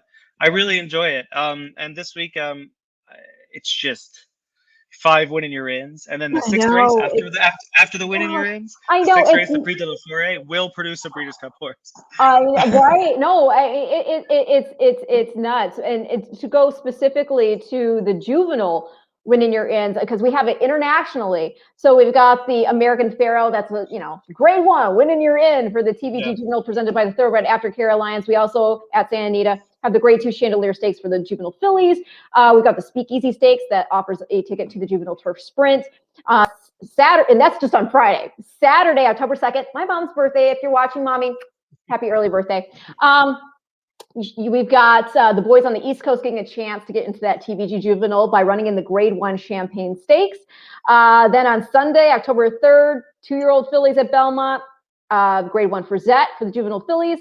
And then the Juvenile Turf and the Juvenile Fillies Turf, you already kind of touched upon this. We got the Group 1 Cutter Prix Jean-Luc Lagardère and the grade Group 1 Cutter Prix Marcel Bouzak, France Gallup, Deauville. So, how do they want to say that now? Because I always just said Deauville. And now it's like France Gallup. Is it France Gallup at Deauville, or do people just still say Deauville? I mean, I would just say Deauville. But I mean, I like how you said it with a little accent. Je parle français un peu. Je ne parle pas très bien. My French is horrible, and the country is about to experience that in 2 days. Well, so long as you're not Um, saying merde, you'll be fine. yeah, I mean, it's going to be I don't know if you've had a chance to look at the arc at all, but the race itself is going to be amazing. The 2-year-old races, Sure, we'll yeah. see what happens. The entries go in, so they declare, they kind of, it's tricky. So tomorrow, Wednesday, they declare, and they also, the supplements go in. So like ADR is supplement, and Snowfall, I believe, are both supplementing into the arc. And then very next day they have like a withdrawal phase, so they can, for anybody who wants to cancel, basically, if you want to. And then, but to be honest, usually the fields are just set after tomorrow, and they're publicized the next day. So Thursday we should know all the horses that are going in. It's 2 great days of racing, but Sunday really is the huge day. I mean, the Marcel Boussac, the Jean Cadet, they are great races leading into the Breeders' Cup Juvenile Turf and Juvenile Fillies Turf. The Abe is probably going to produce 1 or 2 horses, hopefully, Mhm. for the Turf Sprint. Obviously, the Arc will produce 1 or 2 for the Turf, and Prix de l'Opera is probably the Yeah, most reliable yeah. to produce a horse the last few years. And don't forget the Prix de la Forêt over 7 furlongs, because hopefully, you might. I don't know if Toro Strike is going to go in there, but I know he's looking at coming to the Breeders' Cup Mile. Might be too soft for him this week, so he'll probably come out. And the big name in there is my favorite. I love Maxfield to death, but my favorite Godolphin horse in training is a horse named Space Blues. Space Who's Blues. he's a short, scrappy ginger just like me, and Oh, he's a tough little horse, and he's a horse that almost came over last year for the Breeders' Cup Mile but got hurt. He would have been one of the favorites, and hopefully he runs big and they consider the Breeders' Cup Mile again. Not putting words in their mouths, but Charlie, please send him. well, speaking of scrappy gingers, am I alone in this? Isn't everybody's like favorite sort of like horse in terms of just like consistency right now? Isn't it Stradivarius? Oh yeah, I mean, when a horse stays as great as he's been for so long, I mean, he came back this year when people thought that maybe he'd lost a step, and he didn't. Just I, He's just as good as ever, and hopefully I'll be able to go to British Champions and see him in what might be his final race, oh, um, in the Long Distance Cup. yeah. I always wish that we would have never. I always wish that that when they did make a Breeders' Cup marathon, they would have made a Breeders' Cup turf marathon instead of a dirt one going 2 miles, because you would have had a lot of horses come Yeah, over that's a good point. around the world and especially under allowance conditions, where equal weights, there, it'd be a nice, for $1 or $2, it'd be a nice alternative to the Melbourne Cup, where they're going to have to carry the house on their back if they have any form. Right. Well, I mean, I'll tell you, I mean, I don't care. People can make fun of me if they want, but I loved the marathon because to me, it's a heart, Mhm. it harkens back to the whole idea because one of my favorite quotes in horse racing is, Federico Tessio talking about the Epsom Derby, that post, being the measure by which, a thoroughbred is judged. And Mhm. so there was just something to that. I mean, I know we breed for speed. We look for these horses who can hopefully carry that speed. But there was just something about the heart and the stamina it takes to get a distance. Because I mean, that's really to me. I mean, that's why the Belmont is the test of a champion for our dirt horses here. It's going that mile and a half at 3 years old after that crucible Mhm. of the Derby and the Preakness, coming into that race over Big Sandy. So I was a fan of the marathon. So I would welcome the idea of what you're talking about into having this marathon event for the grass horses. Yeah, it's not like they need another race at this point. It's pretty full at this point, but Yeah. I do think that could have been a possible option maybe in the future in the long run. But the marathoners and the stayers, as they're called everywhere else, they really do stay around for a while, and they stay classy for a long time, and they are the kind of the backbone of creating fans. Hmm. Um, and Stradivarius is a prime example. I mean, the only horse that I've seen get a bigger ovation than him is an Able. Oh, that's And saying to something. and to come back, I thought about it over the last half hour. The best horse I've ever seen in person is Almond Eye. Almond Eye. Oh my gosh. I mean, like that fan following was huge for her. Yeah, she was. I don't think she was. I think they needed. I think she was a machine. I've never seen anything like her. And she just floated over the ground. She was. I was very blessed to see her on 2 occasions, and she could do things that I've never seen a horse do. She's one of the greats ever. Oh, for sure. Oh, our guys are talking here. They're talking about horse of the year right now. I think they're being ahead themselves. They said, let's see. I don't know where they started talking about this. Oh my gosh, they're just. I'll just go right here where he mentions the horse of the year, Latruska. That would be a travesty. You got to run against the males at least. Oh, and he also says, Ren, you got to go to Paris and catch the art. Hey, I've never even been to France. Can you believe it? I've been to Europe, but I've not been to France. Chris's was you guys. I don't know what you're the Derby and Classic winners for the life of me. And so, well, if you're talking about the Kentucky Derby this year, official, I mean, or what are we talking? Because we haven't had the Classic yet this year, or did you mean last year's Classic? Last year's Classic was Into Mischief. Into Mischief? Are you talking about last year's Derby and Classic winner? Into Mischief?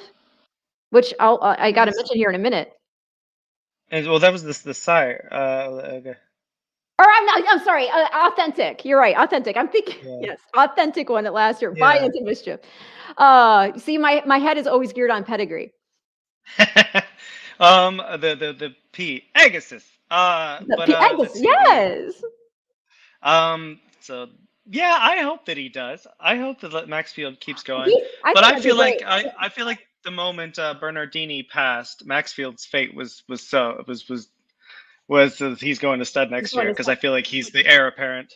I think my friend here actually mentioned to me during the last breeze he had, last work, I think he said he was wearing blinkers, but he couldn't be sure. Do you know? And if so, is there an equipment change that we're going to see? So you look like you don't know. So maybe he. I didn't see it myself. He had mentioned it before, and maybe if he wants, it would have been in the Naira notes. And Keith McCalmont and his team are the best notes team in the country. They do an amazing job. So it would have been in the notes no matter what. They're pretty thorough there. Keith did a great job at Woodbine as well. Yes. And I do have to, yes, I'll acknowledge for sure Kelso, 5 years in a row, horse of the year. Yeah. I mean, Kelso, talk about carry weight. He won multiple races over 2 miles. Yeah. I mean, you're looking at the stamina and speed, and people do love these staying races. Mostly because I think that there's so much more drama when the horses are getting tired, no matter what the surface is, and you're just like, where's the wire? Where's the wire? In these staying races, because you just want, you want to see that kind of drama is always exciting. But Kelso was Kelso. There was no other. Oh, okay. This is what they were talking. Okay, yeah, the horse I should have bet in the Classic, Authentic. I was saying Swiss Skydiver beat. Yes, because Authentic by Into Mischief, won the Derby, won the Class. I was, I'll admit it. I was dubious about him, like winning a mile and a quarter over older. I mean, yeah, he did it in the Derby, but now you're going to go against older horses, and you're going to go a mile and a quarter. And I just remember sitting there at the rail going, oh my gosh, when he took him. I mean, it was an unbelievable performance. Oh, here, yes, Maxie wearing blinkers. I don't know. I haven't seen it myself, but that is an interesting development if true. Which I'm not saying that he's not wearing the blinkers in your work, but I mean, if he actually goes forward and wears them, come race day. I mean, so be it. I think that if you look at Brendan's history, he doesn't make these changes, in vain. No. If he's doing it, for a reason. Brendan, it's you. I know. Yes. I mean, he's one of the best trainers in the game. And he's done a phenomenal job with this horse. I think that he's. Not to cut you off, but I mean, one of the things I think so great about this story with Brendan and Maxfield in particular is just the fact that, I mean, going from riding the horses for Godolphin and, overseas, and now to have this horse and you're his trainer, and he's one of the I'm not just here in the States, but one of the most popular horses, I would say, internationally, even though he didn't get the chance to go over there yet. But I like you said, he's probably going to be retired because of the whole, Burton, but still, I mean, he's a horse that he's just got this worldwide fan base, and so it's just so great for Brendan, especially because I feel like, I mean, this is somebody who's really put himself in the saddle and put in his hours. Yeah, and he spots his horses extremely well. He takes great care of them, and his assistants, his team, they're just top notch. Yeah, and they're friendly and they're accessible, which is it's not a small feat to be accessible and to allow the media to talk to you and to see your horse and get to know you, which is something that not all trainers are a big fan of, and to each their own, but big points to those who are. Oh no, for sure. And I mean, you can understand there's a lot. I mean, when you have these horses and they're worth crazy money, and you might have somebody meaning well, but okay, pet your horse with, like, they give them a piece of candy or something that they're not supposed to have, and then the horse colics. I mean, can you imagine? So if I would say that to anybody, if you ever felt like you wanted to go see a horse in the backside, and you felt like maybe, just know that there's so many things that go into keeping these horses healthy. And sometimes you look at a horse wrong and they get sick. Yeah. It's I don't envy them at all, especially with just everything that's riding on them, and this month in particular, it's just the stress has to be beyond. It's not just it's not like the Derby and the Oaks where there's like two big races they're aiming toward, and you have very succinct files of types of horses that are aiming toward that. This is 2 championship days that are going to define your year. And a breeding career potentially, and a breeding career. And they're just millions of dollars on the line on the day and thereafter, and I mean it's a huge undertaking and a lot of stress in it, and like we said about Maxfield in particular, and Brendan, he's done a great job with the horse, but it's so exciting to see. This weekend is going to be so exciting to see what happens with him, especially going one turn, maybe with a little more speed in the race. I mean, I still don't think we've seen the best of him. I'm fairly certain we haven't, considering his setbacks he's had. And I hope we do finally get to see the best of him, especially finally, I mean, he's gone 10 furlongs before, but he was a short horse in that race. And I feel like going into the Breeders' Cup, he's going to be extremely tough. I agree. I agree. And gosh, I just remember the juvenile when he was entered in the juvenile. I remember when the announcement came over. We have he'd have won. Oh yeah, my heart sank, because not only was I already a fan of the horse. I mean, how could you not be? When you witness a slingshot move, the likes of which you put in the Claiborne Breeders' Fraternity, which, by the way, another win you're in for the TVG Juvenile, which is going to be at Keeneland opening weekend on the 9th. I will be there. But nominations are online if you want to go. Yes. And the day before, we have the Darley Alcibiades for the fillies. But yeah, it was. I felt so bad for Brendan, because he had been tremendously kind. He had opened up his barn to us. We did a live Breeders' Cup Future Stars forecast from the barn right there with Maxfield, and he gave us all the time we wanted. He showed us his other horses there in the barn. And then, so you have all this anticipation, all this buildup.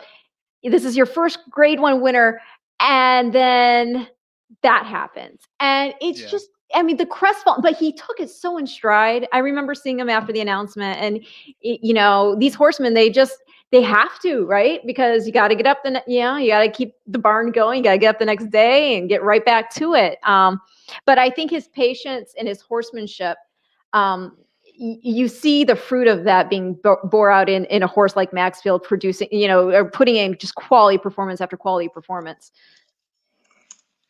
I remember that in particular, because I mean, he was really graceful also because he had a vet scratch, a forced vet scratch in the juvenile turf with a Cato racing horse. I forget the name of him. But he, which was unfortunate. I mean, to get a double blow at that point. I mean, luck had to swing back his way, and hopefully it keeps him going that way. Because I would love to see Maxfield do well. I think maybe I'm mixing up my horses. That horse came back to do quite well, if I remember right. Came back to win a stakes race when he did. But yeah, and the horse was actually, some horses just I'll find it. strange. But yeah, I think Brendan's just a very humble guy for all the success that he's brought. Vitalogy, that's it. I was thinking of somebody else for some reason. Vitalogy. I always wanted to say Vitology for some reason. That's why I was thinking of the A. That's why I was thinking of the A, because I had to remember Vitalogy. Okay, well, in any case, yes, we're very excited about Maxfield. Some the guys also brought up when we're talking about these older horses, Man of War. Obviously, Man of War's, is legend. I would be curious to ask you before I let you go. I'm gonna ask you this question, and then we're gonna wrap things up talking about a Breeders' Cup champion. You've probably been asked this before, but in the debate of greatest horse of all time, when it comes just down to the stats and the big performances the horses ran, are you a Camp Secretariat or are you Camp Frankel? Because I know technically Frankel holds the time form highest figure, but that being said, Secretariat holds the top buyer, and Turcotte says that horse, as good as he was on dirt, was 10 to 15 lengths better on grass. So I don't think that's a debate. I think Secretariat was a superior horse. I love Frankel. Don't get me wrong. I love you, Frankel. But Frankel's great, and he had a brilliant turn of foot. Secretariat didn't dodge anything. Frankel was, his only knock to me was that he was very, very, very carefully managed. I think if he would have gone from the Juddmonte to the Arc instead of Champions Day and tried the Arc, which I think he probably still would have won, going a mile and a half, he'd have been fine. I would have been like, okay, he's the greatest horse I've ever seen. Greatest turf horse, at least. Just versatility, brilliance, sheer physique.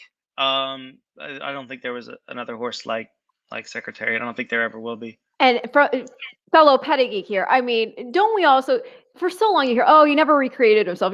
Well, he had some really Risen Star, Lady Secret, but then as the broodmare sire of, he's the broodmare sire of AP Indy, for freaking crying out loud. The broodmare sire of Stormcat. His genetics are seriously still at play in our modern day thoroughbred. So I don't think he gets the credit he deserves. And as for Frankel, that said, I think his crops have been running. At least that's what it looks like to me. Frankel's off to an amazing start. He was they had the best horse in the world for a very long time. They retired him and bred the very, very, very, very best to him and everybody else's best to him, and they've reaped the rewards. Literally, he has performed, and he's actually, the scary part is he's actually improved some mares. That is scary. If you look at there are some really, really good stallions in Europe right now, and he's perhaps the best now. I say he's second best to me because I think Dubawi's the best in Europe, period. Because Dubawi's, they run on everything and they run any distance. Yeah, you can tell me that you like the way they corner too, like a car. Yeah, they're just different. But I think that just the brilliance you're seeing from Frankel's offspring is it's consistent. Every year he's got one or two that just blow you away. Well, the other thing I always thought was so interesting, with Frankel is, we always talk about in breeding theory and horses, lines that have affinity for each other. One of the most talked about in our modern thoroughbred, obviously, is Northern Dancer with Mr. Prospector. But something else that likes it, that has affinity, is Northern Dancer over himself through different sons. And you have that with Frankel, because obviously Frankel by Galileo, by Sadler's Wells, by Northern Dancer, and then he's Out of Kind by Danehill, by Danzig, by Northern Dancer. So you have that through the different sons. And, I think the inbreeding that we do see in Europe is especially artful. Yeah, and that was really close. And once they realized that they could do these Galileo over Danehill and be, what is that? What is that? 3x3? 3x4? 3x4. That they could pull that off. I think Enable's really in 3x3. She's because it's Nathaniel, right? So let me see here. Yeah, Nathaniel's a Galileo. and Yeah, she's out of Sadler's Wells mare, so she's 3x2 to Sadler's Wells. So then obviously 4x3 to Northern Dancer, but yeah, 3x2 to Sadler's Wells himself. That's yeah. I mean, they've done a great job of that. And what's really smart, I think, especially for Coolmore Stud, is that they've started with horses like Wootton Bassett. They really Yeah. started to diversify. Yeah. And they called on early that Scat Daddy was going to be an influence. Yeah. I mean, they of course had him in Kentucky, but his sons are going to perform extremely well. I mean, I am so excited to see the Mendelssohns Oh my next gosh, year. I am too. Especially, I mean, not Like, only yeah, I mean, not only they're going to because be of the Scat phenomenal. Daddy, but you get that blue hen in the mix Mhm. of Leslie's Lady, who's already produced Beholder and Into Mischief, who's already obviously phenomenal at stud. The other thing that you got to love about that Scat Daddy situation, and yeah, as you said, I mean, he passed away. He passed too early. But they also just the versatility, because you also have Justify there by Scat Daddy, and we already went over Caravaggio. And going back to the very beginning of the show, you were talking about Johannesburg, right? I mean, that's the thing to remember also, is that Scat Daddy's by Johannesburg. So you've got this line that gives you precociousness and flexibility with surface. And it's just, I don't know, you're right. And I just going back to what we're talking about the farms. Do you still do stuff with Shadwell? I no longer do, but I still help out with some of their social media with Shadwell Racing. And what's up with them lately? Is there anything that we should know about Shadwell? Because I mean, they've been a class operation. I mean, I haven't heard any news in the meantime. I know that Her Highness Shikahissa is doing a great job of leading the organization, and I'm looking forward to seeing. I mean, more than anything, I'm looking forward to going to see Malathat during Breeders' Cup week. Oh my God! I can't wait to see her. I think that she's the. God bless all the Latruska fans, but it's going to take a freight train to beat Malathat in the distaff. I love her. I had Todd on the show a couple months ago now, and he was just talking about the fact that not only is she's this tremendously talented athlete, but she's just got a great demeanor too, and she's beautiful to look at. And yeah, and when you have a horse that's got it all put together like that, it's hard not to be a fan. Yeah, and I really enjoy her demeanor. She's so smart, and she's kind. And did you take a photo with her? Did you take a photo with her? Did I see that on your social media? I have a few. You should retweet that to the top so people can, like, everybody. No, for real. Like, this has been great with Michael, and he is a just a wellspring of information, not just about international racing, but I'm going to lean on him for that, because he can help me fill in the gaps of what I don't know in terms of the scene. But just across the board, he's got the international landscape pretty much well within his sights, and has a good read on where these horses are going, how they make fare. So he's a definite follow if you don't follow him already.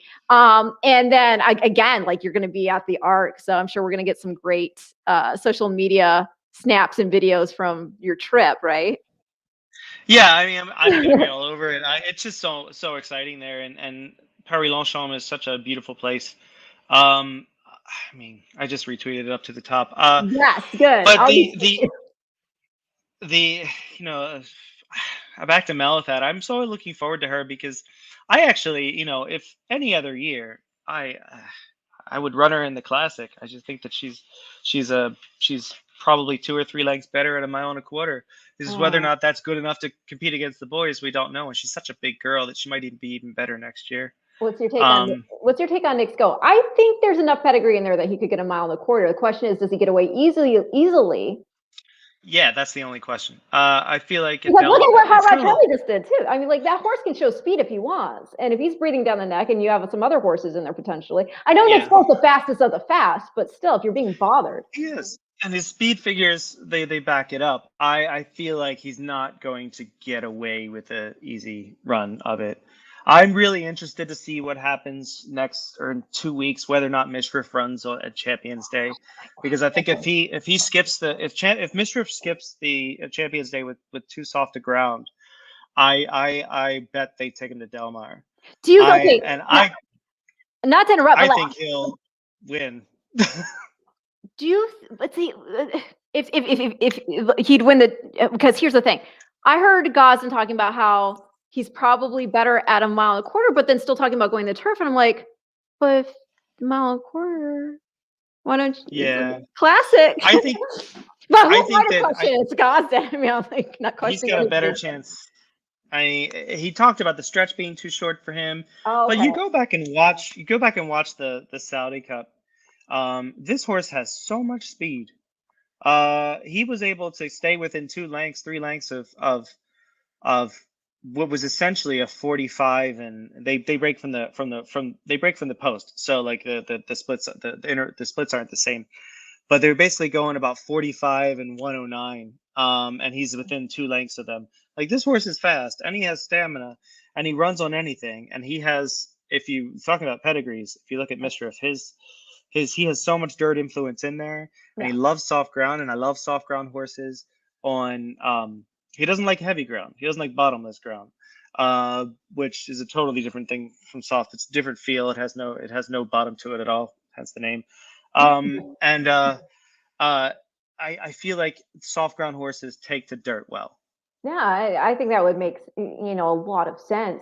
And it would be fun. It would be so fun to see it happen. I would Finally. I mean, love because right? We've been close. when Ravens, yeah, Well, that was synthetic, and Ravens Pass won on the synthetic. Yeah.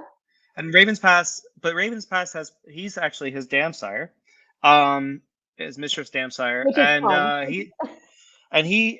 But Ravens Pass has produced plenty of horses, and he was bred for the dirt anyway. Plenty of horses who love the dirt. And Make Believe had a lot of influence in his sire, had a lot of influence in his pedigree.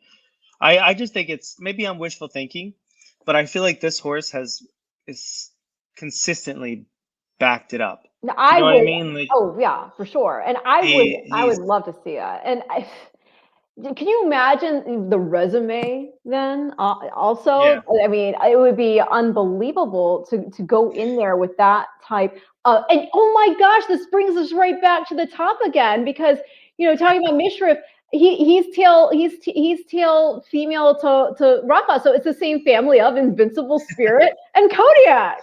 Yeah. There you go. It's I mean, it's God, just beautiful breeding. I really hope that he comes. I think it's just going to be. I think the Breeders' Cup this year, they always put on a great show. Yeah. Even years that you can criticize whatever year you want. I've been able to go since I think 2005, and I've never not had a great time, and not had a great betting experience in whatever I'm doing, and I've been lucky enough to be on the notes team now for 8-9 years, for the Breeders' Cup, but.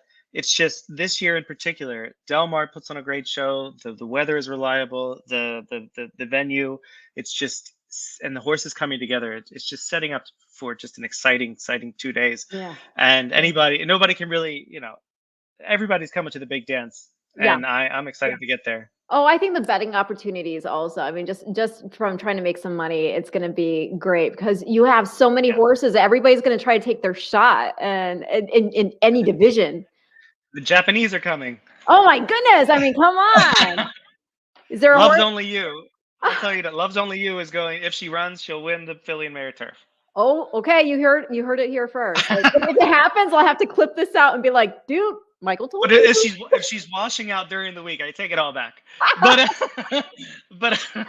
But she's shipped around the world and won. Like, she's just beat better horses than the rest of them. She should. The only horse I think could go against her maybe would be Love, or Mott's filly, Warlike Goddess. Oh right, would be very, very tough. But I think she prefers 12 furlongs as opposed to a quick 11. But yeah, 11 furlongs on quick ground. Love's Only You is going to be very tough in that race, and you might get at least 5-1 on her. Oh well, there you go. That is value. And this has been just a completely. A session in everywhere. Value. Yeah, you've given valuable information throughout this entire show, and I cannot. Yeah, I got to thank you, tremendously, because now it's probably like going on 2 in the morning over. Oh, it's fine. It's 2:15. Oh my goodness! Like, what time do you have to get up for? I'll get up in about 3 hours to go jog, and then I'll probably take another nap before I Are have to you do some work. serious? Oh my gosh. Well, my three, I don't work out. The 3-year-old keeps me like running around. So I'm just like, I'll stuff my That's your face, cardio. go chase. Yeah, exactly. Go chase her and all that. So that's it. Yeah. I'm that cliche. Like, this is my workout. Take the fork and then chase the child. But no, before we go, we would be remiss, and I'll keep you on here just to share anything you might want to say as well. We'd be remiss not to say a very, very happy retirement to Monomoy Girl. She is an elite company, a 2-time Breeders' Cup Distaff winner that joins the likes of Royal Delta, Biocoa first. Okay, Biocoa, Royal Delta, Beholder. Gosh, and just the amassing the amount of was it 14 for 17, I think, lifetime. And what were her earnings? Let me see here. Just under 5 million. And that puts her in elite company too. I remember that last year Brad Cox was saying she was training so well that if the classic or the distance of the distaff, he would have put her in against the boys. He thought that she was just that good. And the fun thing is, with her retiring to Spendthrift, shouldn't be a surprise to anybody. She's going to be bred to Into Mischief. And I really like this cross because here you've got Monomoy Girl being out of a Henny Hughes mare, and Henny Hughes, as people should remember, is the sire of Into Mischief's Hall of Fame half sister, Beholder. So I like that. I like that a lot. I think it's gonna be a speedy pedigree, that's for sure. Maybe we get a dirt mile winner out of it, and then how they used to say the milers make the best sire, so then the horse will be like a prepotent sire one day. See, I've already got it mapped out. I mean, the Into Mischief and Spendthrift, they've done such a great job of developing him that he deserves these mares. Oh yeah, for sure. And I would say if they ever want to like go beyond the brand, I'd like Curlin with her, and I'd like Uncle Mo, because Uncle Mo would be like an outcross. Yeah, Curlin would put a lot of bottom into her. Like they would get a mile and a quarter. That's for certain. And I like the type with I like his type with her type too. It's not just a chestnut thing, people. It's like, I mean, but you've got to sometimes the physical matters just as much as the cross. Because sometimes you can't breed two mice together and hope for a moose. But I mean, I say we'd be remiss if we didn't say the great job that Cox and his team, Brad did such a great job with this filly, and also Florence Giroux, who was on her, basically, I believe her entire career, except for maybe her debut, I'm not certain.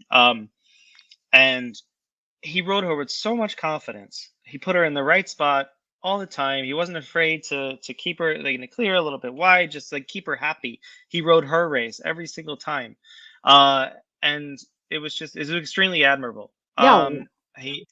He's obviously a great rider, and this team in general, they've done a great job with a great filly. It was very sporting to bring her back. They didn't have to. No. They did. They got the reward for it, and we're hoping to see her again. But if not, she's going off to greener pastures. That's for sure. And somebody else is saying he liked Gun Runner with her. I mean, Gun Runner's off to a tremendous start stud. One of the things I'm noticing with Gun Runner, anything over, because Gun Runner's out of Giants Causeway mare, so you got the Stormcat there. He likes being bred back to Stormcat. I'm noticing that with his 2-year-olds that are putting in the bigger performances. I think that's a very interesting thing to follow when you're watching horses that are debuting by Gun Runner. Potentially he has a handicapping angle going forward. But I thought that was pretty interesting. But as far as her pedigree goes, I mean, I think that they could work together. I know it sounds crazy, but I would love to see her bred to a top end turf sire. Oh, I mean, obviously Dubawi, but he's not in the States, so they're not going to send her all the way over there. Or Dubawi or Frankel, or just because I feel like she could have been just as good on the grass. I mean, she ran on the grass. I believe she won on it. if I'm not correct. I could probably wrong. And her action was just as conducive to the grass. I thought she could have run on anything. Uh, it would be great. I mean, I think that she had that acceleration and that pace, and if you mix that with a horse with a tremendous turn of foot and a little bit of stamina, it could be interesting. And Franco again, will be the one that I would actually put her with. ooh, could you imagine? Yeah, that would be very cool. But yeah, I mean, going back to Bill's point about Gunrunner too, and going back to the Stormcat thing, I mean, yeah, because of that Henny Hughes, you're by Hennessy and by Stormcat, so it would redouble in that cross. So we may see. I don't know, like. I like trying to get ahead of Nick's. One of the ones I've noticed before, and you've probably seen it too, is like Nyquist over anything AP Indy.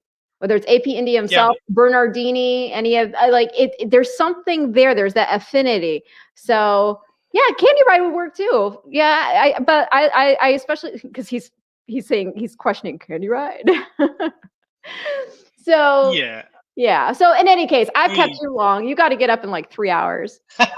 And I'll say his other comment here because we've and just know it's been more than just Bill watching the show today. We've actually had more, but Bill has been very kindly, commiserating with us. And I invite that, people. If you've been sitting there and just like not talking, which I can tell because the numbers are higher than the comments right here, that you don't have to be shy. We're nice. We're not gonna. There's no stupid question. As they used to say, right? But let's be honest, there are stupid questions. But you just smile and you say, "Oh no, that's it." No, I'm joking.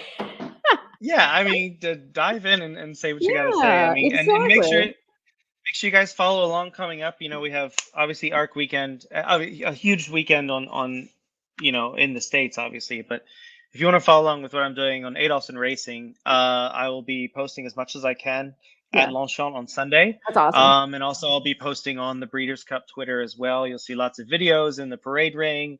We might even get an interview or two. But we'll just be getting people as close as they can to the action. I love it. Have a croque madame for me. Those are good. I've never had the real one in France. As I said, I've never been there, but I have been to Epcot at Disney. So I got my little Viva la France on there. You know what I'm saying? Chris, don't apologize. He says, "Thanks, guys. Sorry we took over." Don't you apologize. This is fun. I like seeing what other people are thinking and in the know and hearing about Maxfield with blinkers on so we can investigate it. It's good. So, Michael, thank you so much. I'm going to end the show now with Monomoy Girl winning the distaff for the second time because I just think it's fitting, even though she's obviously not a 2-year-old, but we're going to have a lot to look forward to. So it fits with the Future Stars theme, right? In the meantime, I hope you all enjoy this. And if if you only caught the show late, go back and watch it. You got a lot of great information from Michael. And again, yes, as he said, check out his social media feed, and then he'll have more information that you can follow from there. So for me, for Michael, thank you. This has been your Future Stars forecast on a 2-year-old Tuesday. I'll take you back next week. And I'm going to take a second to share my screen. I know, this is where, here we go. Now say bye, everybody. Now we got it. Oh, Swiss Skydiver stumbled at the start of the Breeders' Cup distaff, and it will be Lady Kate to go out to the early lead. Harvest Moon is away running in second position. Horologist is third, and Monomoy Girl is fourth on the outside. Then CC down toward the rail against Swiss Skydiver. Took that early stumble. I forgot to say they're off after I saw that. And then Valiant's to the outside. Break up another 2 to Dunbar Road. And at the back of the pack early on here is Point of Honor. 23.11 the opening quarter mile. Onto the backstretch they go. And the leader is Harvest Moon. On top of half a length. Lady Kate on the outside in second position. Break up another 2 lengths. Then Horologist on the inside. Ollie's Candy and Monomoy Girl is perched out on the outside of them. She's 2.5 lengths off the lead as they continue through this first half mile in 46.03 seconds. And then it's CC. Swiss Skydiver is down on the inside. She'd have to be really good to win from here as the field makes their way into the far turn. Harvest Moon with a half mile to go, a half length in front. Lady Kate draws up alongside of her. Ollie's Candy is next. Monomoy Girl is out there 4 wide. Swiss Skydiver is riding the rail on the turn. She's just 3 lengths behind, and she is in contention as they make their way to the top of the stretch. Valiance is circling up on the outside. In the meanwhile, here comes Monomoy Girl to the neck of Harvest Moon. The rail's open for Swiss Skydiver, and she's coming on through there with 3/16 to go. Monomoy Girl in front. Swiss Skydiver coming up the rail. In between horses, Harvest Moon fights on. Valiance is running a big one on the outside. Monomoy Girl past the 16th pole in front. She's in front by 2. Valiance is second. As they come down to the line, she did it again. Monomoy Girl and Florent Giroux have won the distaff over Valiance. And then it was Dunbar Road, followed by Harvest Moon, and a very unlucky day for Swiss Skydiver.